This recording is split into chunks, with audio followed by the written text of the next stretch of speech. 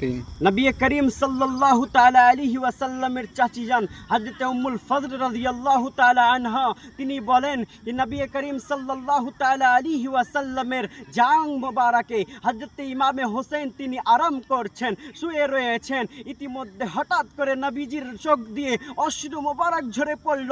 হযরত উম্মুল ফজল বললেন, ও আমার নবী, ও আমার ছেলে, আপনি কান্না কেন করছেন?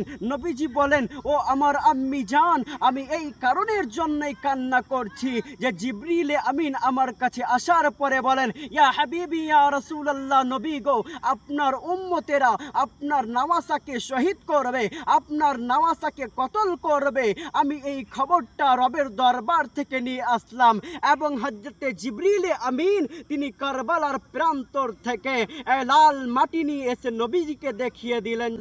নবী যদি চাইতেন হযরতে ইমামে হোসেন রাদিয়াল্লাহু তাআলা আনহুকে বাঁচিয়ে নিতে পারতেন, কিন্তু না না না না, তিনারা তো নিজেকে বাঁচানোর জন্য শহীদ হয় নাই, তিনারা তো রবের দরবারে নিজেকে ভালো করার জন্য শহীদ হয় নাই, বরং তিনারা নিজের নানা জান নবী করিম সাল্লাল্লাহু তাআলা আলাইহি ওয়াসাল্লামের দ্বীনকে বাঁচানোর জন্য, প্রচার করার জন্য তিনি নিজের জীবন দিয়ে দিয়েছেন।